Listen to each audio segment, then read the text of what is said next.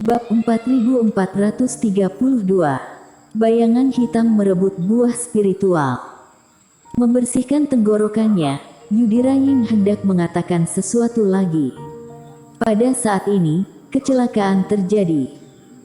Masa cahaya hitam terbang keluar dari kehampaan entah dari mana, mendarat di peron giok dengan kecepatan yang sangat cepat dan meledak seperti bom.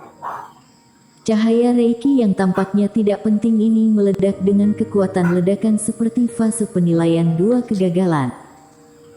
Dorongan yang kuat langsung mendorong Yudhira Ying pergi. Dan energi hitam menyebar, menyapu empat arah seperti tsunami. Bahkan membuat semua kultivator mau tidak mau langsung segera melawan. Sementara energi hitam tersebar, sebuah roh bergegas menuju buah pembersih jiwa yang tumbuh di kehampaan di atas platform giok dengan kecepatan yang sangat cepat. Seseorang ingin merebut buah suci.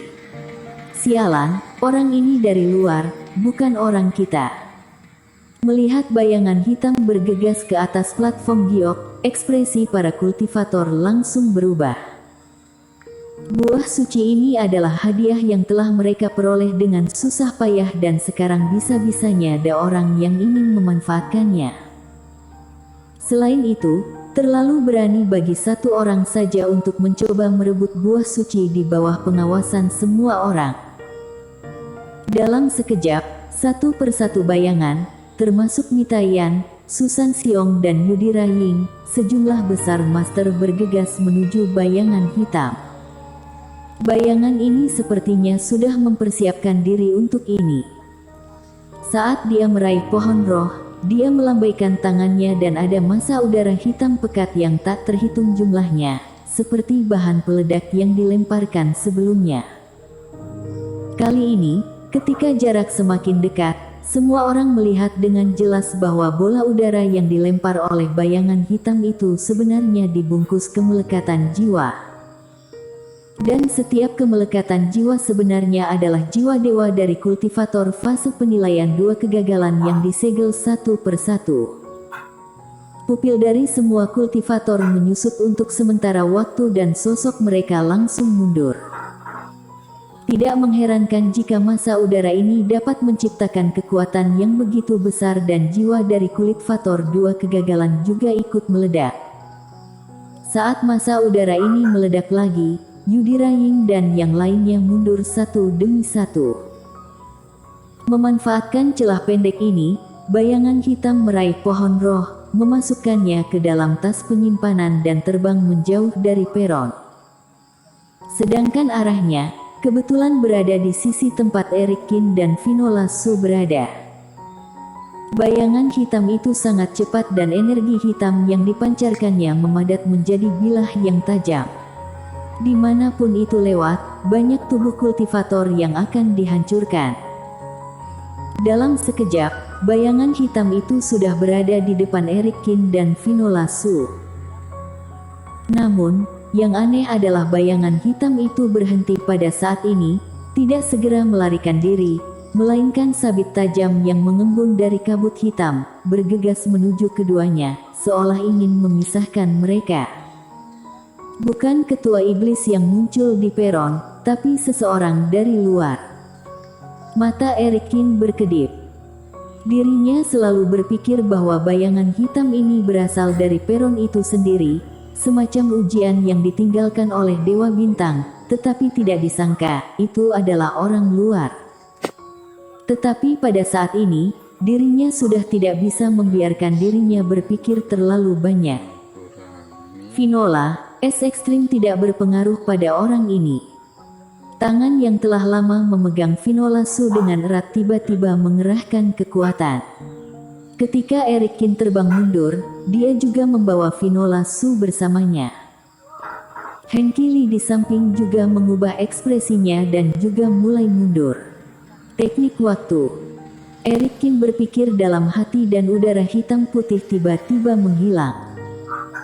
Aura hitam dan putih tidak mencolok pada platform yang kacau, tidak ada yang menyadari aktivasi tiba-tiba dari ilmu sihir tersebut.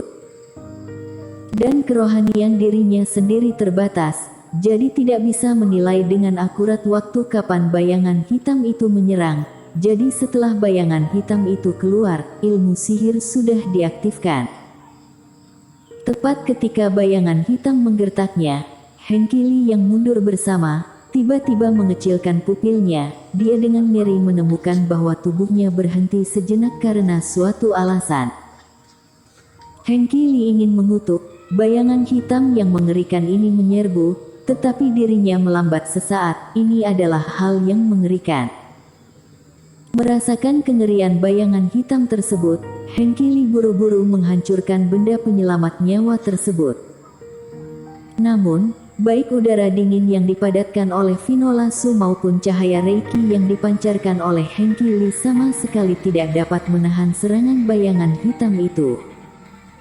Ilmu sihir itu jatuh pada bayangan hitam, seolah-olah mereka tidak berada di ruang yang sama dan tidak mempengaruhi bayangan hitam sama sekali. Ketika intimidasi datang, sabit hitam raksasa sudah melintasi udara. Brengsek. Hengki Li ketakutan, meski stagnasi di tubuhnya hanya ada sesaat dan dia kembali normal, tapi momen keraguan adalah hidup dan mati, apalagi saat pihak lain sudah menindasnya. Dengan enggan mencabut pedang abadi dan melawan mati-matian. Dengan teriakan, darah memercik ke langit. Meskipun dia nyaris tidak memblokir serangan mematikan dari bayangan hitam, Hengki Li juga terpotong dan darahnya menyembur dengan hebat, lalu dia jatuh dengan keras di peron.